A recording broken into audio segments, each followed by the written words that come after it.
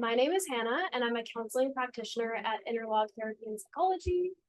A little bit about me is I have a bit of a background in working with neurodivergent youth, youth with developmental disorders, youth with like motor issues, and their families.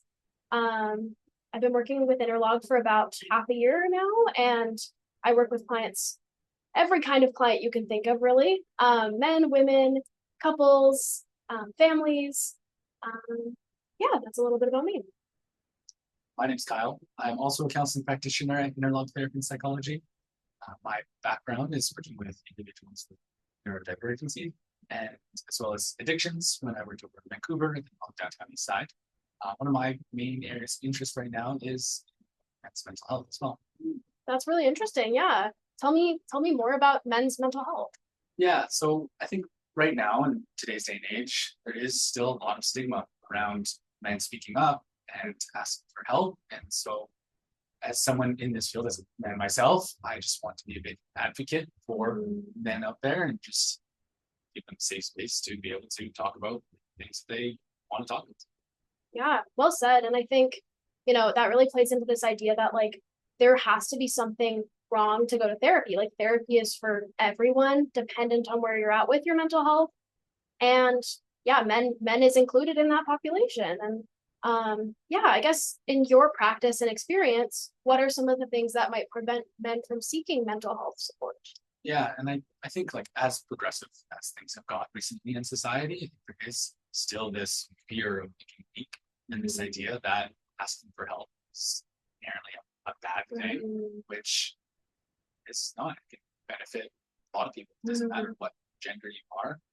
Talk therapy there is some evidence that can help. And right now, unfortunately, there is 3 times more likely for men to attempt suicide than women.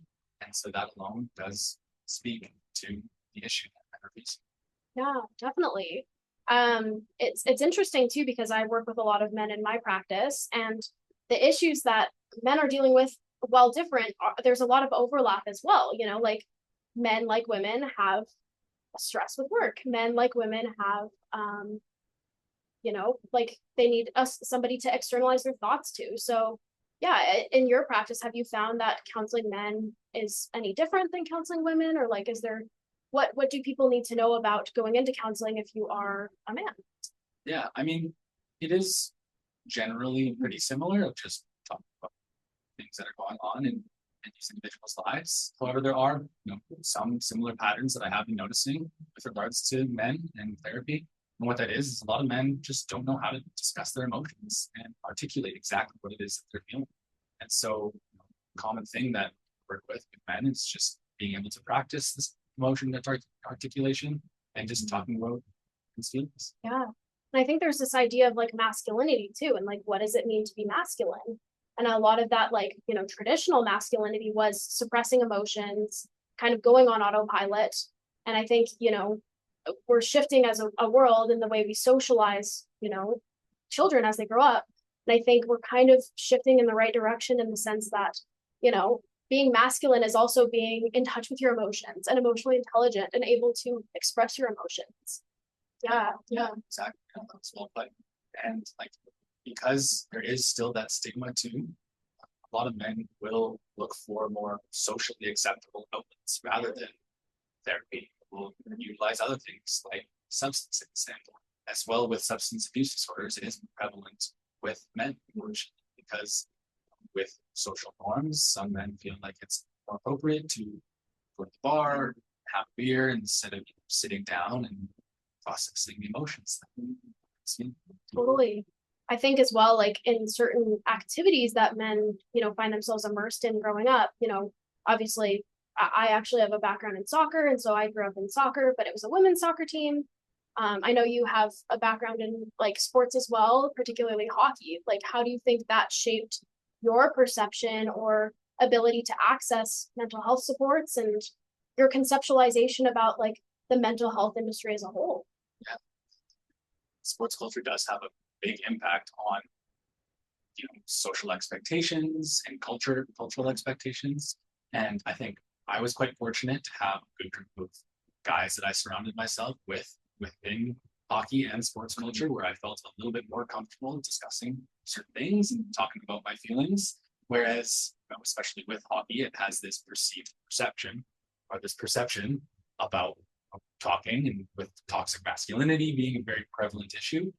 And so, the whole point of being an advocate and talking about these things is just break those barriers down and talk about how it's okay to talk. It's okay to feel the feelings that you are feeling.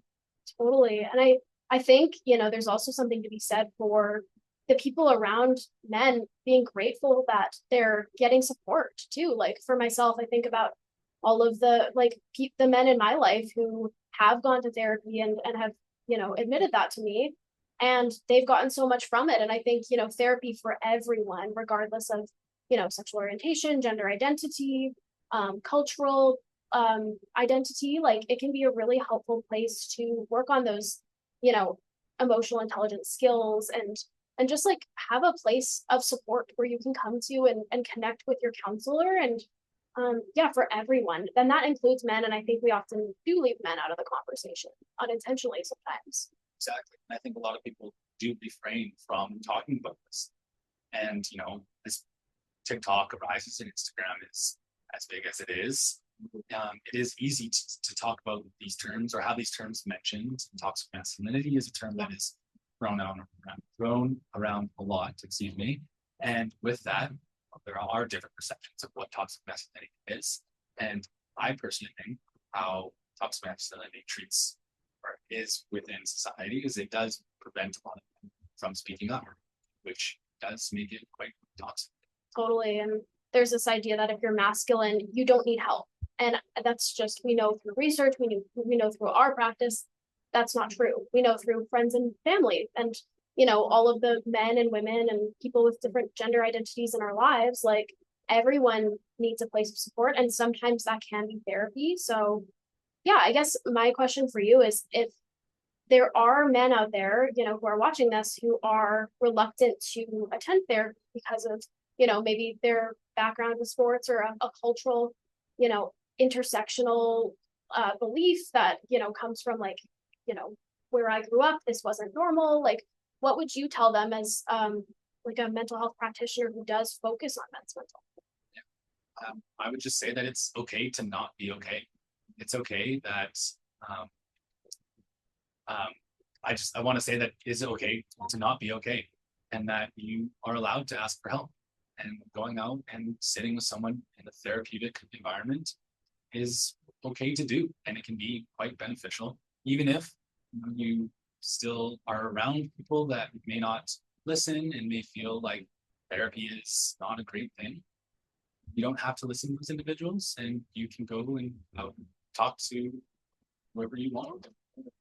And I think there's different, obviously there's so many different therapeutic modalities and practitioners out there.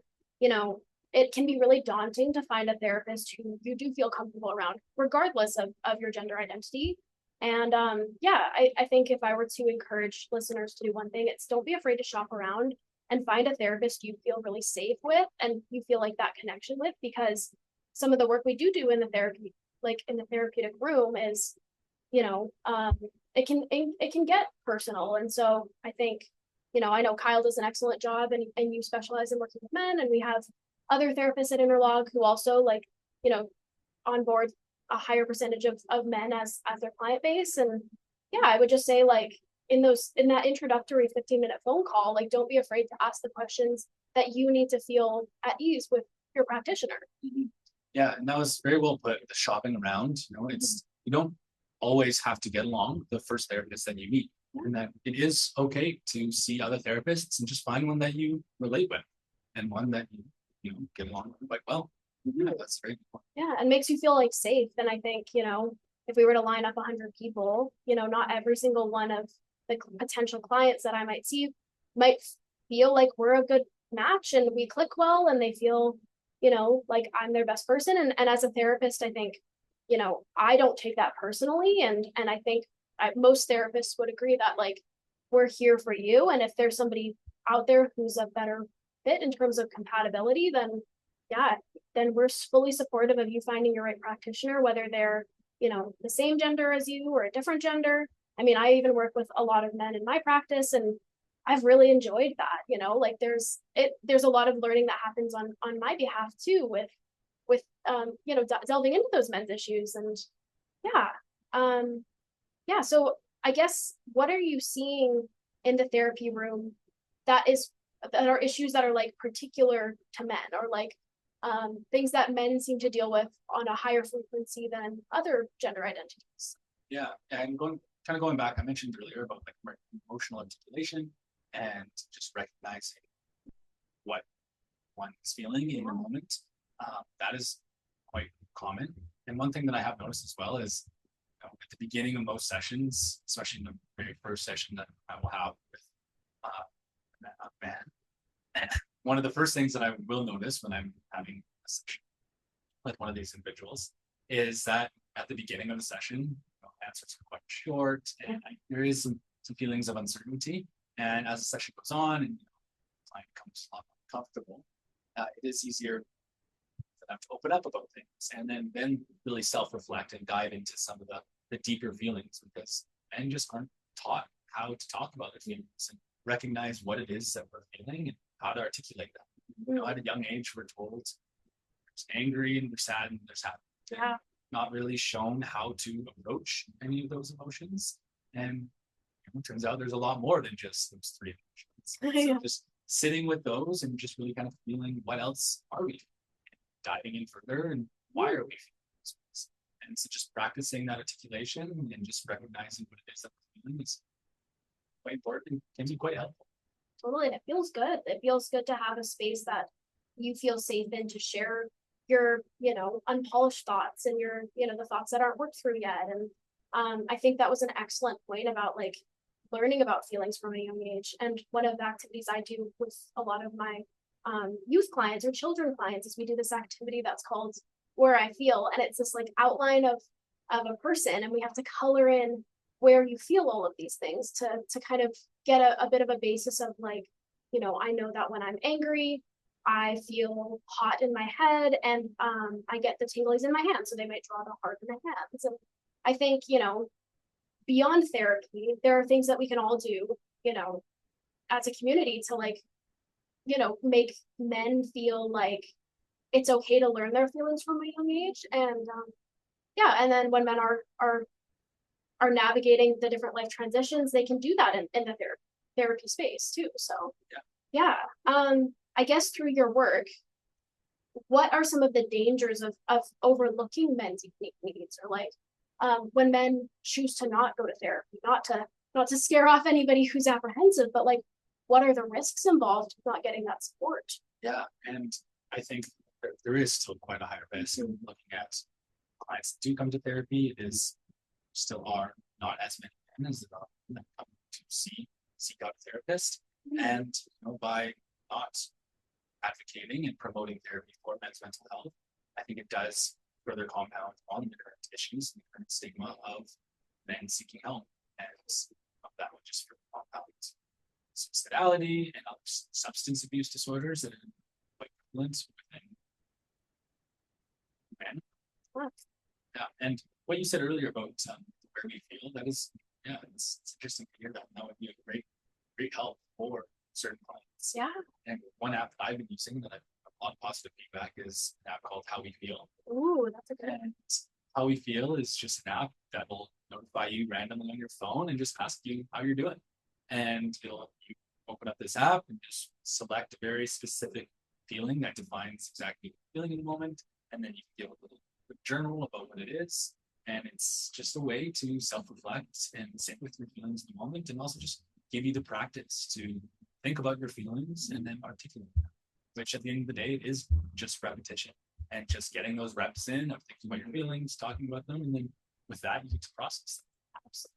Yeah, I love that. I think that's such a great tool for clients and even people who aren't actively in therapy, right now. I think that's such a great reflection of like how it's so important to be in tune and like being mindful of how you're feeling every day, and just like tracking those changes and being in tune with like, I've noticed that a lot of these weeks I'm feeling really sad, like, what changes or what support do I need to work on that and uplift myself, or maybe I need to ask help to be uplifted by somebody else, whether it's a professional or someone in my own social support network. So yeah, I think the work that you're doing is amazing. And I hope that if there are any, listeners out there who are, being apprehensive about, do I seek out therapy? Like, maybe perhaps some family members have made some comments about who therapy is and is it for. I just hope that that you're not alone. First of all, everyone struggles in different ways, and there's a lot of support, whether at Innerlogue or through another source for you, so that hopefully you feel a little bit less alone. Yeah, that was very well put. And yeah, I mean, I hope the best for everyone. I feel like I should mention though that we don't have any affiliation with the How We Feel app. Yeah, we don't. It's not sponsored. An app that to be quite helpful. Yeah. And yeah, no, that was very well put. What you said. It is important, like I said earlier, to just get those reps in and just break those habits that are coming up that may be causing issues, and then to just talk about it. Feel comfortable with talking about whatever, as scary as that may be. That's how it's benefits. Yeah, and I want to add one thing too, like your friends, your coworkers, your family, your partners will all be really grateful that you did get more in touch with your emotional side and put your self-care needs first. And if therapy is part of that decision, I promise you'll see a ripple out into every realm of your life, whether that's your professional life, your personal life. We could all stand to work on our emotional intelligence and work on identifying how we feel and the tools that surround that. So I think there is this idea that if men are in touch with their emotions, it's a bad thing. But I promise you, at least coming from a female perspective, I would prefer that the men, that I work with, that I spend time with, that all of the men in my life, do have access to that if they feel like they need that. And same with women, and same with any other, gender identity. Like it's a skill we all could stand to work on. So I think it will ripple outwards. Can I ask a little bit more about female perspective there? Do you see would you see a man any differently if he was to be in touch with his emotions? I would see it as a positive thing. I mean, I acknowledge that I am, a therapist, so I think I have a little bit of a bias there, but from even having conversations with women in my life, I've not once come across a woman who has made a comment in a negative way about a man seeking support. And I think, that's a privilege, and I know that's not everyone's experience, but for myself, I think, it's really that idea of, regardless of your gender, it's something we can all work on. And I think, there's that acknowledgement of it's a little tougher for men to find that support, feel justified in seeking that support. But I promise you, if it's something you feel like you need or would benefit from, or even something, you're not feeling like you need, but you're curious about, I think a lot of the females in your life would be really grateful that you took that step for yourself. And if they're, involved with you in a healthy way, right? I think that can also be a really good indicator of, who is a good person to have in your social support network, because we can all uplift each other, and I think that's a form of self-care in and of itself. Yeah. Great. Yeah. And I guess for you, with the men in your life, do you feel like you would look at them any different? If a male friend of yours or a man in your life did disclose that they were seeking counseling, what would your reaction be to that? I would just say, good job. Yeah, totally. Because I mean, I've had friends that aren't as open about talking about things. I've had guys that are quite open about talking about things. And it is scary. Yeah, because so there are scary. so many and that don't want to talk about their feelings, to feel like it's okay to talk about these things. And I've surrounded myself with guys that talk about everything. Yeah. And so with that, I become a lot more comfortable talking about things, and I want to carry that to their women. Just create this space where we can talk about absolutely anything. To all men out there that are holding back or a little bit more reserved about talking about things, I say just go for it. Just talk about the things, talk about things that make you sad, talk about things that make you happy and make you more positive, and just practice talking about things. Yeah, I like the metaphor of reps, because I think it's true, like practice makes perfect. And the more you work on getting in touch with those feelings, the easier it will feel and the lighter it will feel when you do that. And I guess back to what we were talking about earlier about like, maybe the female perspective or a partner's perspective on counseling, like, what do you think the benefits are of couples counseling and bringing men, if there's a female who's already seeking counseling support, or if one partner is already seeking support from counseling, what are the benefits of getting a counselor for both members of the couple? What are your thoughts surrounding that? Yeah, that's a good question, because when it comes to talking about feelings and stuff, it's one thing to talk about what's making you angry as a guy and what's making you happy, but talking about more intimate stuff and talking about love, that is a whole other ballpark. And diving into that is quite scary and quite daunting. Also, just generally uncomfortable if you've never talked about that with many people in life. And so, like we said earlier about like shopping around, I think that is a huge component when it comes to couples counseling. Is just finding a couples counselor you are comfortable talking to. And if there is someone, where you don't feel like it's the right fit and you feel like that counselor can't relate to you, or maybe it's relating to your partner, it doesn't hurt to try talking to someone else. But couples counseling can be a huge benefit to just have this person that you can open up to while your partner is there, and just have this person kind of be the vehicle of the communication between the two. Yeah, I couldn't agree more. And I think, there's so many benefits to couples counseling. Like even if it's, and I say this from a female perspective, understanding your partner's feelings and having a third party that's there to navigate, how different, both members in the partnership navigate feeling and, their experiences. And I think we often use this analogy in therapy that your partner holds a mirror up to you. And I think, that's really the idea of why we're such big advocates for men's counseling is, a lot of, if those issues are undealt with and unprocessed, and you're holding on to, really like negative experiences, it can often come out in a not so healthy way directed at your partner if you are in a relationship, or even people that you're seeing on a more casual basis. And that's where I think couples counseling can be like a really wonderful way of transitioning from that one-on-one counseling relationship to seeing how feelings